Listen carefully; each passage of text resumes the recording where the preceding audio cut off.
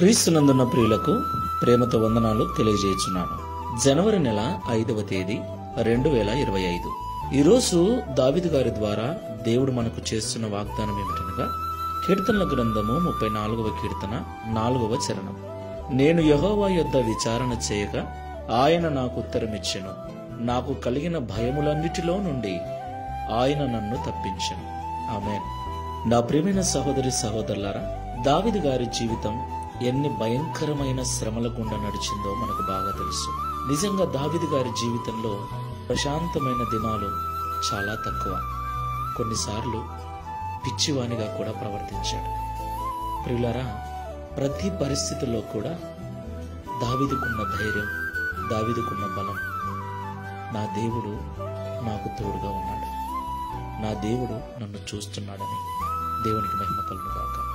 తనకొచ్చిన ప్రతి బాధలో, తనకొచ్చిన ప్రతి శ్రమలో ఆయన దేవుని యొద్ద అడిగినప్పుడు, అయ్యా ఈ బాధ ఎందువలన వచ్చింది, దీనికి అంతమేమిటి, దీని పరిస్థితి పర్యవసానం ఏమిటని అడిగినప్పుడు దేవుడు ఆయనకు ఉత్తరమిచ్చి ఆయనకు కలిగిన భయాలన్నిటిలో నుండి దేవుడు తప్పించాడు.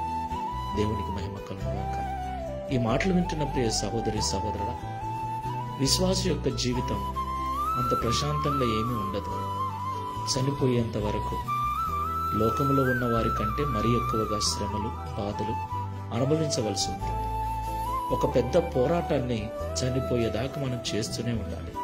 లోకాశలతో, శరీరాశలతో, భయంకరమైనటువంటి చీకటి శక్తుల ప్రభావముతో, రోగములతో, వ్యాధులతో పోరాటం చేస్తూనే ఉండాలి.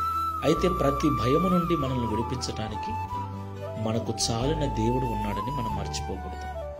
దావీదు వలె మనము కూడా దేవుని యొద్ద విచారణ చేసినప్పుడు, దేవుణ్ణి అడిగినప్పుడు ఆయన మనకు సమాధానం ఇచ్చి మన భయములన్నిటినీ తొలగిస్తాడు. కాబట్టి భయపడక ప్రతి పరిస్థితిలోనూ మోకరించి ప్రభు దగ్గర విచారణ చేయటం నేర్చుకున్నాం. ప్రార్థన చేసుకున్నాం. సర్వశక్తిగల తండ్రి, సర్వాధికారమైన ప్రభువా, మీకు స్తోత్రాలు చెల్లిస్తున్నాం.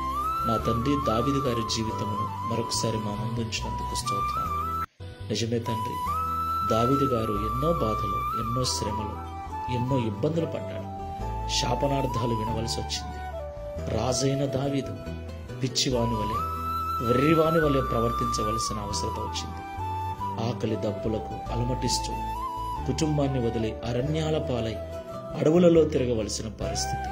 అయ్యా, వాటన్నిటిలో కూడా దావీదు నీకు మొరపెట్టినప్పుడు, నీ యొద్ద విచారణ చేసినప్పుడు దావీదుకు ఉత్తరమిచ్చి, సమాధానమిచ్చి, దావీదుకు కలిగిన ప్రతి భయములో నుండి విడిపించి తప్పించిన దేవా, నీకు స్తోత్రాలు. ఈ మాటలు వింటున్న మా ప్రియులను జ్ఞాపకం చేసుకో. ఏ ఏ విషయాలకు భయపడుతున్నారో, ఏ ఏ పరిస్థితులను బట్టి భయపడుతున్నారో, ఏ వ్యక్తులను బట్టి భయపడుతున్నారో జ్ఞాపకం చేసుకోండి. దావీదు వలె నీ యొద్ద విచారణ చేయనట్లుగా ప్రతి బిడ్డను ప్రార్థన ఆత్మతో నింపండి. తద్వారా వారికి కలిగిన ప్రతి భయము నుండి విడుదల కలిగించి దావీదు వలె మేము కూడా సాక్ష్యం ఇచ్చినట్లుగా సహాయం చేయమని యేసు నామములో ప్రార్థిస్తున్నాము తండ్రి. Amen. Praise the Lord. God bless you.